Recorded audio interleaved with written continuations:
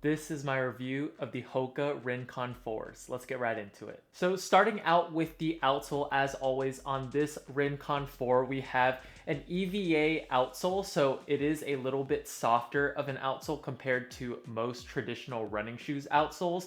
So to the touch, it does feel a little bit firmer than the orange part of the midsole, as you can see. So that is the blue part, which is the outsole. And from a traction point of view, the outsole performed pretty well on asphalt or road running conditions in dry weather, which is what I tested the shoe in.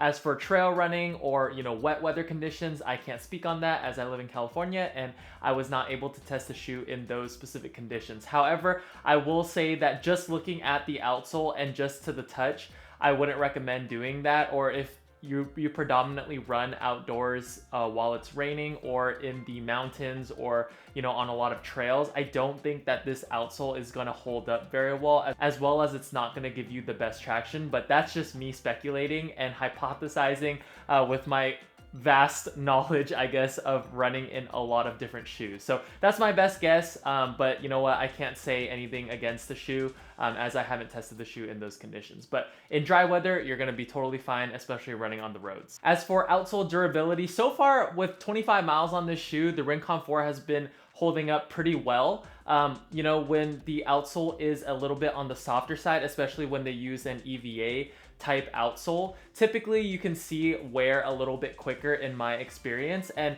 on my outsole particularly, you can see some of the lines starting to fade just a tad. I wouldn't say that it's wearing down any quicker than other shoes that I've tested, especially with 25 miles on it. And I do like that the EVA outsole feels a little bit softer, which I'll talk a little bit more about the cushioning. But so far, durability has been pretty good. Moving on to the midsole of the Rincon 4. To preface, I probably should have said this earlier in the video, but I have run in the HOKA Rincon 3. And I was expecting when I bought this Rincon 4 that the midsole was going to be a little bit on the stiffer end or more responsive end, as I didn't maybe like the midsole of the Rincon 3 as much as some of HOKA's other midsoles.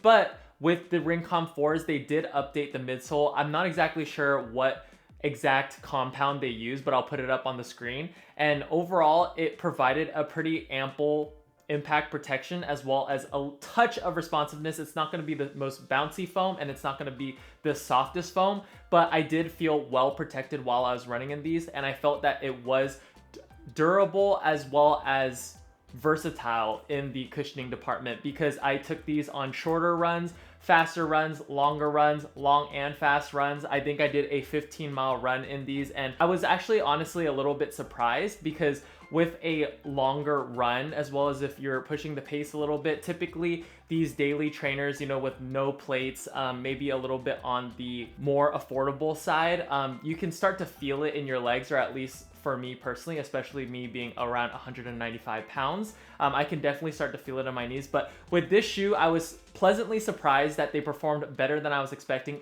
Definitely more comfortable than the HOKA Rincon 3s. I thought that they did a phenomenal job on the midsole of this year's Rincon. So moving on to the upper of the Rincon 4s, we have a typical standard mesh upper. The tongue is not gusseted actually, and the heel side of the shoe is pretty well padded and comfortable. So overall, I would say that compared to the Rincon 3, this upper does feel a little bit more substantial. So they maybe added a little bit more padding from the Rincon 3 to the Rincon 4. And overall, it provided a great fit for my specific foot. I wear a size 12 and my foot is typically on the wider side. This shoe was able to accommodate my wide foot pretty well. As for the fit, they did run true to size, and I did like the fit on these because they felt a little bit snug.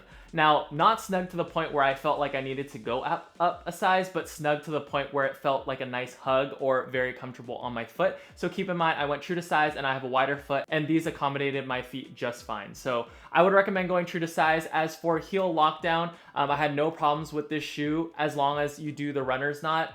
In my experience, that solved the problem for heel slippage, and I felt very secure in this shoe. As for ventilation and breathability of the upper, I want to touch upon that really quickly. As I said, they did beef up the upper just a touch from the past years of Rincon 3. And honestly, I prefer the Rincon 3's upper a little bit more just because it felt lighter, it felt more breathable. But this year, it had a great fit, so I'm not going to complain too much. If I'm just nitpicking, this maybe could be a little bit more breathable.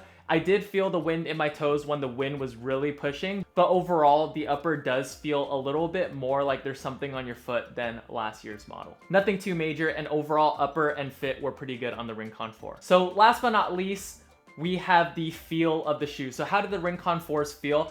Honestly, the Rincon 4 performed better than I expected. Again, I have ran in last year's model, the Rincon 3, and I didn't really love that shoe. I thought it was a good shoe to, maybe get some easier miles in, but I was never really looking to put on that shoe if I was gonna run anything more than 10 miles. Now with this Rincon 4, it's a little bit beefier. I'm not exactly sure what the weight comparison is from the Rincon 3 and the Rincon 4, but this shoe just feels like you get a little bit more shoe to it. It's not bulky by any means, but it just feels like they kind of added some padding to the upper. They updated the midsole to make it a little bit more comfortable and a little bit more impact absorbent than the Rincon 3, and then the outsole, they also updated that as well to kind of like a harder EVA casing, as you can see the blue color on my pair. And a lot of people did complain about the Rincon 3's durability, so I can't really speak on that just because I didn't put that many miles on the Rincon 3 as I didn't really enjoy it as much. But this shoe, in my opinion, was an upgrade, even if it was a slight upgrade. So the overall feel of the Rincon 4s was that it was a pretty reliable daily trainer, and priced at $125, that actually comes in below a lot of the prices of today's daily trainers. Unfortunately, we're at a time and age where daily trainers are now regularly priced at $140, and I think $125 for this shoe is pretty fair. You're not going to get amazing performance, or it's not going to be the most comfortable shoe that you've ever put on your feet, but you are going to get a very solid daily trainer that you're going to be able to do a multitude of runs in. I think I personally could run up to maybe in 16 to 18 mile run in these and be perfectly fine. My overall conclusion on the Rincon 4 priced at $125 is that it is a solid shoe. Overall, it's basically a no frill shoe. Like, what you see is kind of what you get. It's not going to perform amazingly. It's not going to be the most comfortable shoe that you've ever put on your foot, but it's going to be able to get the job done, and it's going to be pretty damn versatile doing it. And if you get a sweet looking colorway, you could probably use this shoe as a do-it-all shoe, kind of like what I would say a Nike Pegasus is. It's not the best, like if you want to go weightlifting and do all sorts of different activities, but if you really wanted to and you only want one pair of athletic shoes, this could be a good option. And it also comes in at a price $15 cheaper than most daily trainers on the market right now. As for durability compared to those $140 trainers, these might lack a little bit in that durability category compared to, some of the other $140 daily trainers, but I can't really speak with certainty on that point, as I've only put 25 miles on this shoe. But overall, I think HOKA did a great job at updating the Rincon 3 to the Rincon 4. Like I said, they made it a little bit beefier, and that's up to you whether or not you like that. Since I am a bigger guy, I thought that it was fine. I didn't feel that the shoe was bulky by any means. And overall, I did enjoy the shoe, but I would say it's more of like the middle of the pack, a little bit above average type daily trainer, and priced at $125. I think that's a pretty good deal. That's going to pretty much wrap up my review of the HOKA Rincon 4. Thank you guys so much for watching. Make sure you like and subscribe, as I do have a lot more shoe videos coming out as well as running videos coming out. So stay tuned for that, and I will see you guys in the next one.